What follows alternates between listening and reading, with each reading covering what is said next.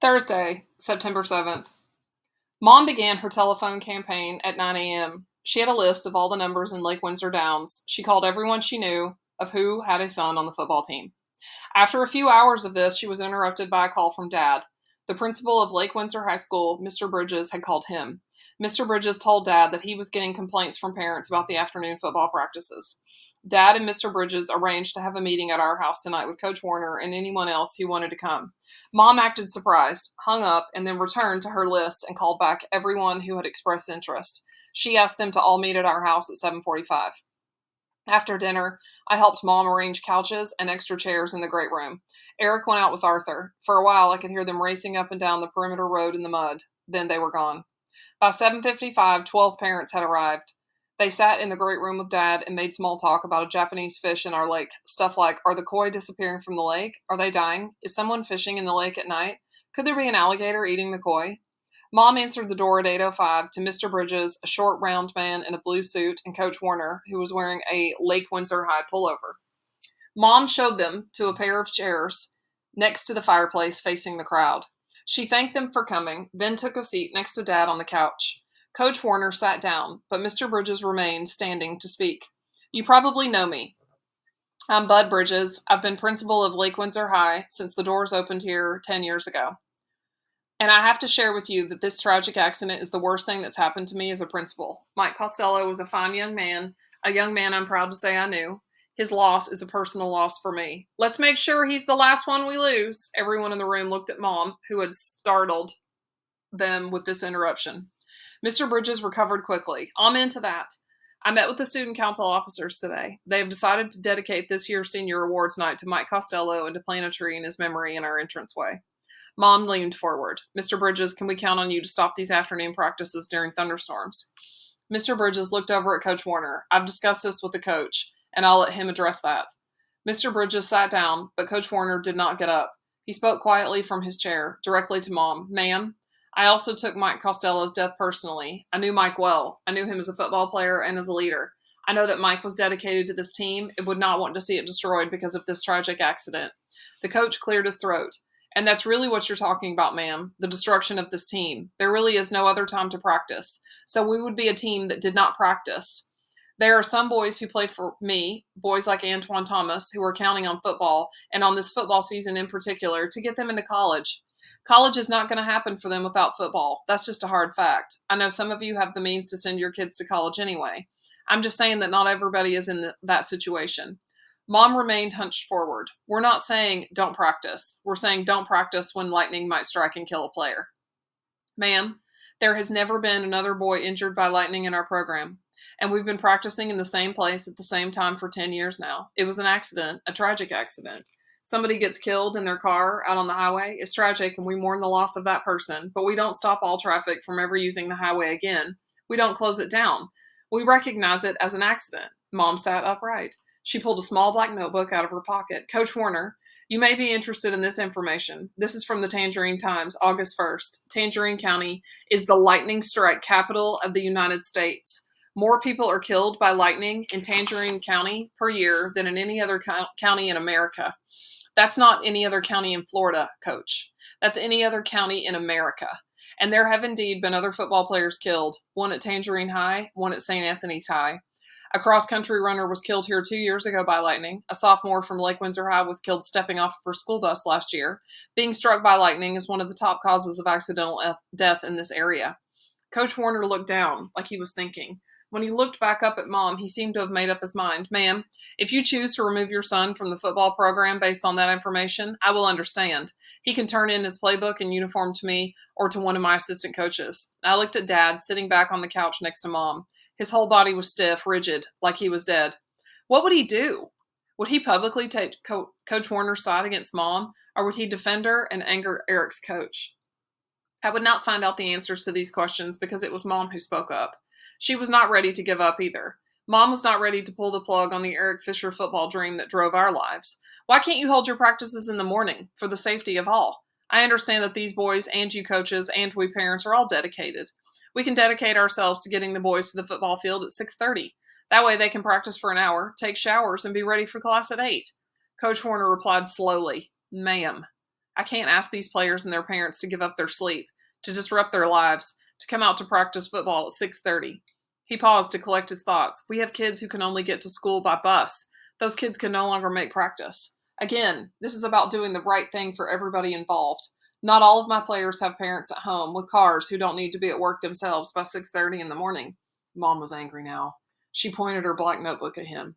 You seem to want to make this a rich versus poor or a have versus have not issue, right? But a bolt of lightning is not aware of a kid's parent's income when it hits him. That's what we're talking about here. If you'd care to listen, we're talking about kids placed in harm's way every day because of when you schedule your practice. Coach Warner looked down again. He wasn't going to budge. Mr. Bridges was looking more and more nervous. Arthur Bauer's father said to no one in particular, "It's the same thing with soldiers. They got to train in all kinds of weather, so they'll be ready for anything." A long, intense silence followed. It was broken when a large man, larger than Coach Warner, stood up. He had a reddish-gray crew cut and a big head and a neck like a football player's. When he spoke, though, it was with a surprisingly high voice. "I'm Bill Donnelly. My son Terry and I live at 6200 Kew Gardens Drive. Some of you may know my house or know about it. It's the one that's been struck by lightning 3 times. Each time it was at 4 o'clock in the afternoon. My son plays football at Lake Windsor High, and I'm very proud of that. But I have to agree with Mrs. Fisher.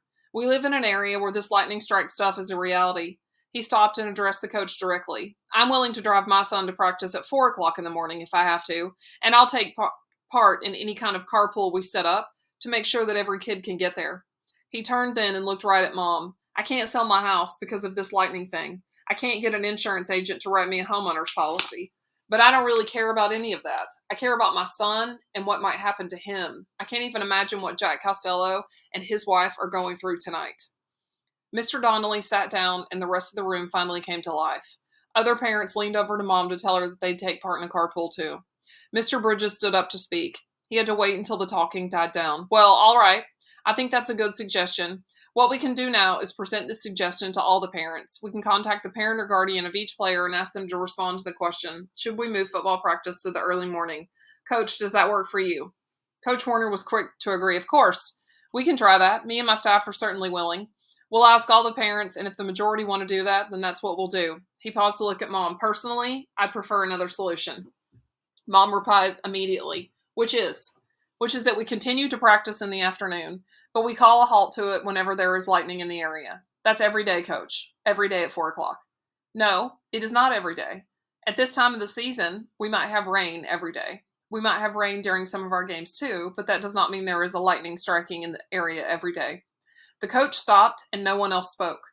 Mr. Bridges took the opportunity to sum up the meeting. "Then we'll all agree on the course of action. We need to present this suggestion to the parents of all the players. If the majority want to move practice to the morning, we'll work together to solve the transportation problems that some boys might have." People around the room started mumbling, and the meeting broke up. Mom thanked Mr. Bridges and Coach Warner for coming. They exited quickly. Other parents lingered for a short time at the door, thanking Mom. Mom made a point of thanking Mr. Donnelly right in front of Dad for speaking up in support of our children.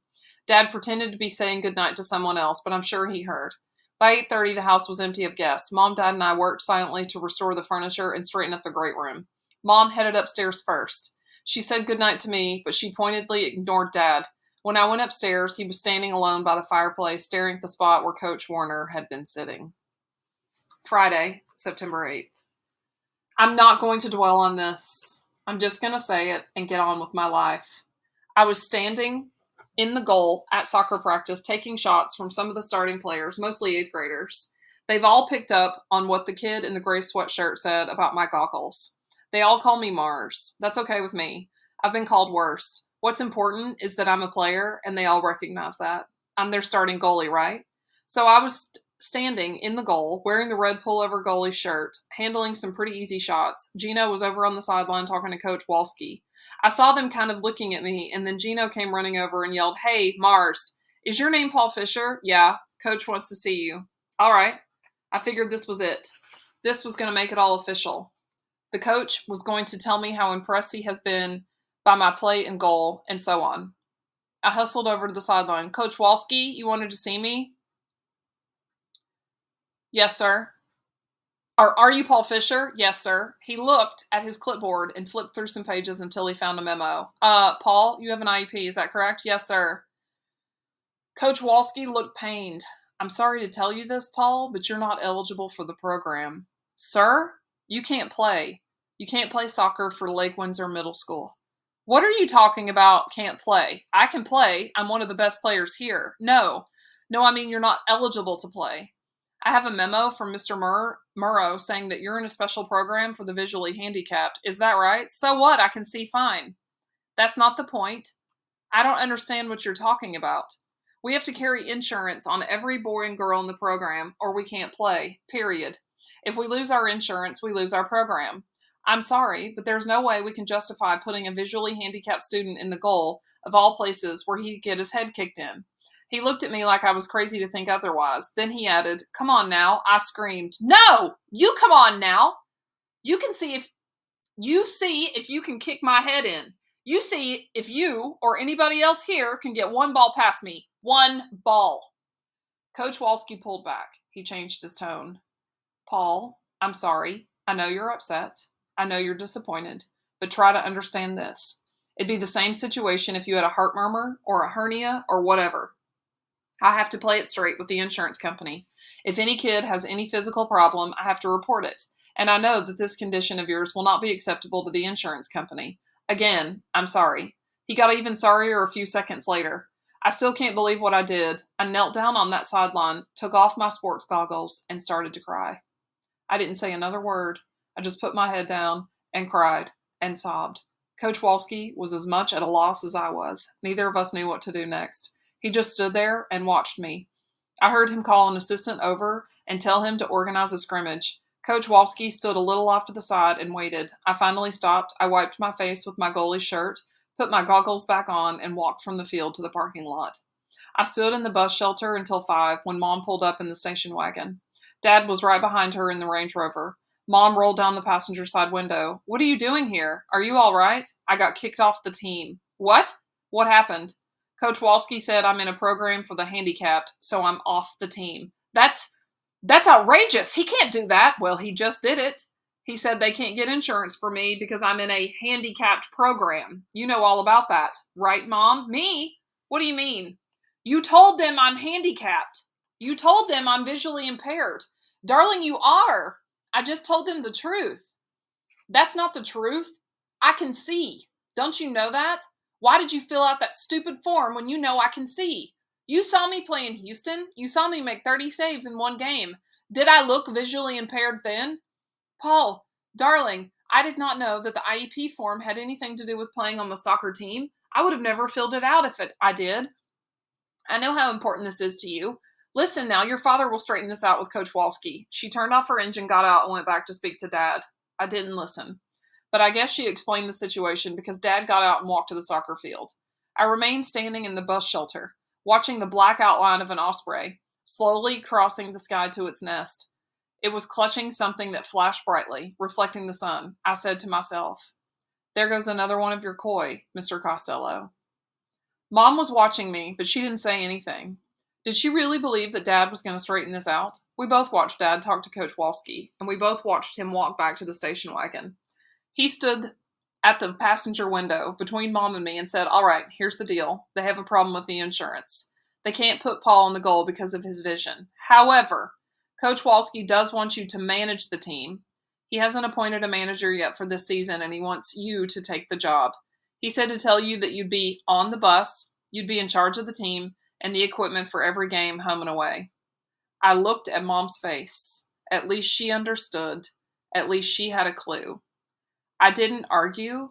There was nothing left to say. I looked back at Dad and told him calmly, I'm not a water boy, Dad. I'm not a team manager. I'm a player. Then I climbed into the back of the station wagon, and we all started for home. After a few miles, Mom whispered, Darling, do you want me to go speak to Mr. Murrow? I said, what for? To tell him that your vision has improved. Why? Do you believe that? We drove in silence for a while. Then she answered, yes, I do. I do believe it. And I do remember those games in Houston. You were the best goaltender in that league. I was terrified to let you play, but you turned out to be the best goaltender in that league. I looked up at the rearview mirror and saw tears in her eyes. Paul, all I can do is apologize and promise that I'll never mention your eyesight to anyone ever again. I was too hurt and angry to tell her that I appreciated that those words helped, but they did. Friday, September 8th. Later. The obituary in the Tangerine Times said that Mike Costello would have a public viewing tonight and a private burial ceremony tomorrow. I was actually looking forward to going. For one thing, I had never been to what Mom was calling a Catholic wake. But also I was feeling very, very low about myself and about the soccer team. And I realized that Joey was the only person I knew who was feeling worse. He was someone who even I could feel sorry for. I squeezed into my blue suit, and Mom and Dad and I drove in the Volvo to O'Sullivan's funeral home on Route 89. As we drove, I pointed out the steady series of osprey nests, each at least 10 feet in diameter, built along the tops of the high-tension wires. Dad said, "They ought to get rid of those things." "Why, Dad?" "Why? They could short out the power for the whole town. That's a crazy place to build a nest." I thought to myself, maybe so, but at least the osprey don't have to smell the muck fire, and their streets don't get flooded every time it rains. I wondered if their nest ever got hit by lightning. We pulled into the parking lot of the funeral home. There were lots of 4x4s and sports cars. All the football players and a lot of the seniors who knew Mike Costello had come. Eric was in the parking lot too, with a big group of kids around him that included Paige, Arthur, and Tina. As we walked inside, I began to get a scared feeling in the pit of my stomach. I had never seen a dead body. I had never been in a funeral home. There was a powerful scent of flowers, too powerful, as we paused in the lobby. 2 separate viewings were happening. The viewing was for Michael J. Costello, was taking place in the room to the right. As soon as the wooden doors opened, I could see him, Mike Costello. He was laid out in a casket. He had bright lights over him. His right side was facing the public. The casket was steel gray with a white satin interior. I was really amazed. Here I was looking at an actual dead person, a person who I had seen alive just days before. Mike Costello looked terrific. He looked like he was lit from within, like a wax statue in a football Hall of Fame. I didn't know how to behave. I had never been through anything like this before, so I copied Mom and Dad. They walked up to the casket and knelt on the padded kneelers. They said a short prayer and got up. I waited for them to finish, then I knelt down alone at the casket. Closer up, Mike Costello didn't look so terrific. There was no hair on the left side of his head. There was no hair on his left hand either. I got back up and looked for Mom and Dad. They were waiting behind another couple for a chance to speak to Mr. and Mrs. Costello. I walked up and stood with them. I was surprised to hear how light their conversation was. They weren't even talking about Mike. They were talking about the lake at our development and about what might be happening to the koi. I looked around for Joey, but I didn't see him. I saw football players and cheerleaders and student council types spread out all over the room. Mr. Bridges was there, so were Coach Warner and the other football coaches. When it was our turn to talk to the Costellos, Mom expressed how sorry we all were about the terrible accident. I just muttered, "I'm sorry," and shook hands with them. Mrs. Costello said, "Joey will be glad to see you here. I know he wants to talk to you. He wants to ask you something." The room was just about filled, mostly with high schoolers and adults, but then I did see a group of middle school kids coming in, and Joey was with them. A girl from my math class named Kara Clifton, gave him a big hug right in front of everybody. In fact, she kind of hung on him. Then she and the rest of the middle school kids went over and found seats. Everybody in the room seemed to be sitting down. Joey was alone for a minute, so I went over and said, "How's it going?" "Hey, Fisher, it's going. It's going."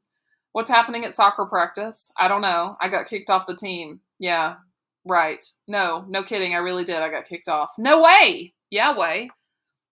Look, the priest just came in. I gotta go sit down, but I want to hear about this. I gotta ask you something too.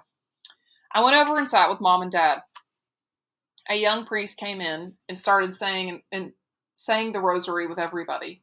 We didn't know what that was all about, but we sat there with our heads bowed and said some of the prayers. Then the priest spoke about Mike. He talked about what a good guy he was. What else could you say about Mike? I don't know anybody except Eric and Arthur who wouldn't say that about him. A lot of people in the room were crying, a whole lot of people. After the priests left, some of the kids left too, and some of the adults got up and started to talk again. We stayed in our seats for a while. Mr. Donnelly went back to the casket and knelt there with his eyes tightly closed for a long time. Mom pointed out people from Lake Windsor Downs, a gray and white Tudor, a York with a circular driveway. Paige was talking to a man I recognized from the football practice meeting. He was her father, Arthur Bauer, Sr., Mom pointed out. Tina Turreton's mother, too. She looked like she could be Tina's older sister, very young looking. I recognized a few of the other parents who had come to the meeting in our great room, but I don't know their names. After a few minutes, we walked out into the lobby. That's where I saw Joey again. He had one arm around Clara Clifton, who was crying uncontrollably. He was shaking hands with Coach Warner with his other arm. A couple of guys from the soccer team were there too. A couple of the toe stubbers. They obviously hadn't heard that I was off the team. One of them said, "What's up, Mars?" Which I didn't mind at all. That nickname is all I'm ever going to get from the Lake Windsor soccer program.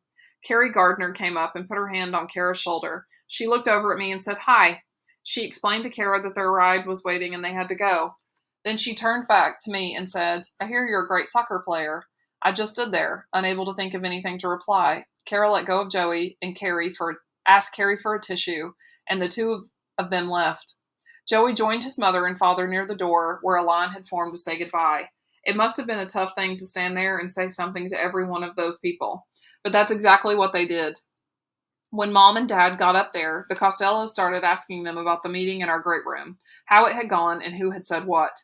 Joey picked up our conversation where it had left off. "So, how did you get kicked off the soccer team? I thought you were on the bus." "I was on the bus. At least I think I was." "Walski kicked you off?" "Yeah. I don't know, sort of. Murrow sent him this memo saying that I'm in a handicap program, a program for the visually impaired. He freaked. He said he'd lose his insurance policy or something." Joey was shaking his head. "Aw, man, that's cold. Maybe my dad can file a lawsuit for you or something." "Is that right?" "Yeah, he's a lawyer. He can file a lawsuit. It's got to be against your civil rights. Your parents are paying taxes, so you go to the school, right? Why shouldn't you be allowed to play on the school team?" "You're right. It's not your fault if you're a geek." "Thanks. Thanks a lot. Hey, you know what I'm saying." Yeah. "Look, do you want to go to the carnival with us tomorrow?" I was shocked to hear Joey say that. I answered, "Isn't tomorrow the funeral?" "Well, the funeral is first thing tomorrow morning. My mom thinks it's a good idea that I go out and do something with my friends tomorrow afternoon. Life goes on," she said. "We've been doing nothing but all this funeral stuff, since it happened. So she says I need to get out and do something to take my mind off it." He looked over toward his parents. They're more worried about me now than they're worried about Mike. You know what I'm saying? I looked at Joey's parents, then at mine. He asked me again, "So are you up for it, for the carnival?" "Yeah, sure, I guess. I don't know anything about it. I heard the announcements about it at school. It's pretty cool for Tangerine. It's low rent, but it's cool. In a low rent kind of way. I'll call you tomorrow afternoon." "Yeah, all right." Mom and Dad and the Costellos finished their conversation. I wish I knew what they talked about. It must have been serious because Mom and Dad didn't exchange another word all the way home. That was all right with me. I needed time to think. I looked out the window at the starry night and at the high-tension wires in the osprey nests, and I thought over and over again about what I could have said back to Carrie Gardner.